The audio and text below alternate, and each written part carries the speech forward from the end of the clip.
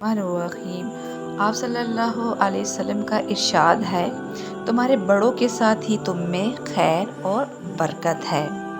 عمر میں بڑے لوگ عمر میں زیادتی کی بنا پر نیک مال میں زیادہ ہوتے ہیں۔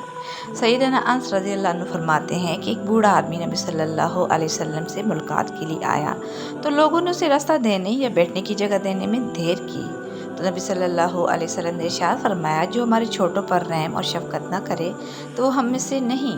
ابو درداء رضی اللہ عنہ کہتے ہیں کہ میں نے نبی صلی اللہ علیہ وسلم کو فرماتے ہوئے سنا، مجھے اپنے ضعیفوں اور کمزوروں میں تلاش کرو، اس لیے کہ تم اپنے ضعیفوں اور کمزوروں کی دعاؤں کی برکت کی وجہ سے رزق دیے جاتے ہو اور تمہاری مدد کی جاتی ہے۔